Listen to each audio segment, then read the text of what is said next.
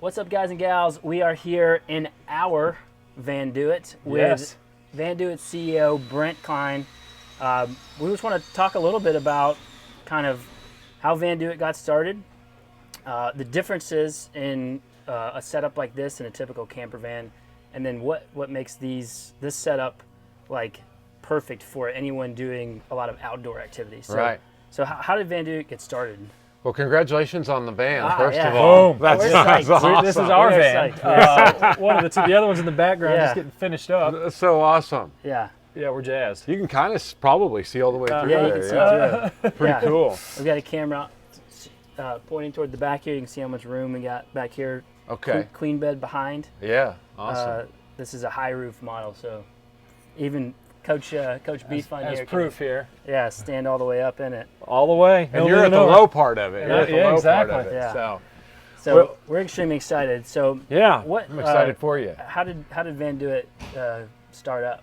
So for a lot of years, we were in the van leasing business, and we upfitted vans for mostly summer camps, ski resorts, plumbers, electricians, and so we leased vans all over the United States to a lot of different industries. What we tend to do, gravitate toward outdoor and recreational sort of stuff because that's really my background. So that's kind of where we went, and so we already had this knowledge of upfitting. My grandfather was in the business, started in '47 in Manly, Iowa, with cars and RVs and vans, Yeah. and between he and my father, they upfitted vans for camping and for things all the time. You might or might not know this, but you probably do, that the van conversion business has kind of come and gone over the years. Yeah. Certainly it's transformed recently Yeah. with what I would call more of an outdoor, really almost hyperactive sort of person who wants to really enjoy the great green earth that we've been given. Mm-hmm. And so when we kind of saw this taking place, we said, well, we know how to do this. And so I'm going to backtrack and then move forward. So to backtrack, I mentioned how I grew up. I grew up in the sporting goods business and the power sports business, the car business, and vans and RVs. So does it get any better? I don't know if it gets strong variety. I don't know if it gets any better. Right? My days were spent on a motorcycle, or at that time a three-wheeler. They didn't have four-wheelers yet. Yeah. I flipped a few of those. Those were deemed too unsafe for Right, they were for unsafe, use. and they really kind of were. Yeah, exactly. And if you didn't know how to lean, you weren't going to steer very well. But I just, all day I was out riding around. I was out, or doing archery. I did it. I had fun. All of our my childhood vacations were in a van, conversion van, typically. Yeah. And you remember some of the old names, like Mark III, and I think Coachman did and builds vans, and so anyway, so that's kind of where my background was. The roots, huh? It's kind of kinda fun in your blood, Yeah, it's just right? fun. Yeah. So did you guys kind of notice the van craze, van life kind of really start to We did. take off? And we'll fast forward from there, and we'll say, okay, so we're in the van leasing business, and here's what's sometimes tragedy in life can transition into something great. Lemons into lemonade. Yeah. Test into testimony, mess into message. You know what I'm saying? So sure. you can take something that maybe starts out bad and it kind of turns good. So two crazy things happened. The guy that ran the van leasing business, who I had just a tremendous amount of respect for, and he was a good friend, he passed away suddenly. And so I was faced with some decision making, and I decided to sell a big chunk of that van leasing company because it's nothing I wanted to could handle. And honestly, I wasn't smart enough to have cross-trained enough people to really do it. And he was that integral as a part of the company. Gotcha. So I sold a lot of the company off, but I kept some of it. What year was this? That would have been 2015-ish. Okay. Yeah.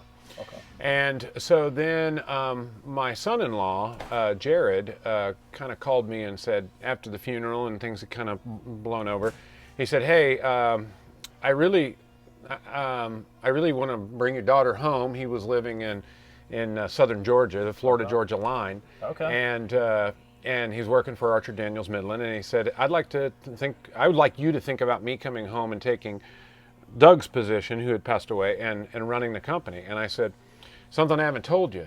I've already entered into an agreement to sell some of the company off. And so he said, well, it's too bad. Can I come home and would you consider me coming home to run what's left? And I said, I would consider that. A few weeks later, he calls and he says, hey, I've thought about it.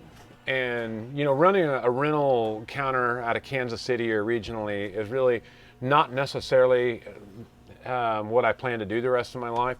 If I come back, are you open to something bigger? And I said, I am open to something bigger. And I said, what is it? I thought maybe he knew. He said, I honestly don't know. Yeah. I only know I don't really just want to stay put. I want to grow it kind of like you did your business that you just sold. Yep. And so let's take what we have and do something. And I said, well, that sounds awesome. If you believe in yourself and me enough to do that, I believe in you enough to do that. Let's roll with it, right? Yeah, let's roll. So so that tragedy led to my son-in-law coming home, bringing my daughter and now grandkids, and that was awesome. Perfect. Oh, for sure. Now, shortly after he got home and started trying to revamp the company, another tragedy occurs, and that is I had a brain hemorrhage. I had it's called an AVM, arteriovenous malformation, and so I was left speechless, literally. I couldn't have talked to you. I wouldn't have understood what you were saying, and I couldn't speak. Yeah. And so at the time it happened, I just literally thought I was dying. And kind of once you face death, something happens, in you. And so now moving past that, when Jared started sending me, Jared and both of my sons started seeing this whole van thing going on. Yeah. And one day, one of my sons, Alan, he brings home a van and he says, Dad, what would you think about, it was a converted van, and what would you think about me just buying this and keeping it? Because being a dealer's son, he's always gotten to drive whatever. Okay. Not whatever, not the nice car. A lot of variety. And I said, well, Alan, the problem is you're going into debt and you're taking on a payment of a van that, you're still in college. I just don't think it's the right timing. So he tried again. He came home a few weekends later in a cargo van, and he says, what if I take this van and I do it myself and we get into it a little cheaper?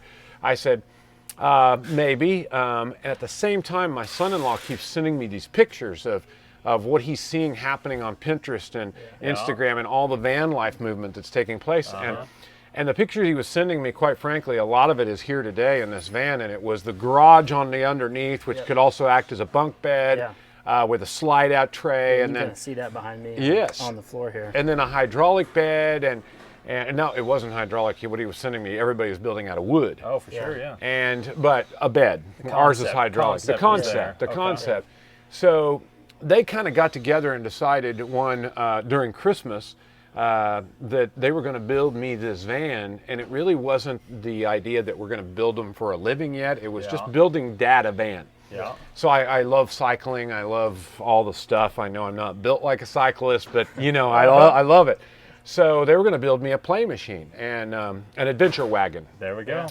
And so they were kind of doing this on their own in a little shop we have, and I said to somebody over the holidays, "Where's Alan? Where's Jared?" Because they were supposed to be at home, and finally, I'm driving down the road, and I looked over, and I see both of their vehicles at this little shop. I walked into the shop, and there they've got this van half completed, and I'm like, "What are you guys doing?"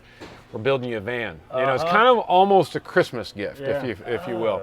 Nice. And so they ended up doing this van, and it really became our first prototype. Well, we didn't know it at the time. My wife and I go camping in this van, and we were at Monument Valley in Utah, and we woke up. Opened the back doors. When we got there, it was dark, and we opened the back doors, and in the morning when the sun was coming up, and we were absolutely positioned perfect for that sunrise. And we're both laying there, and we're like, "This is awesome. Everybody must experience this." And so, we were comfortable. We had a nice sized bed. We had our toys in there, and everything was awesome. And so.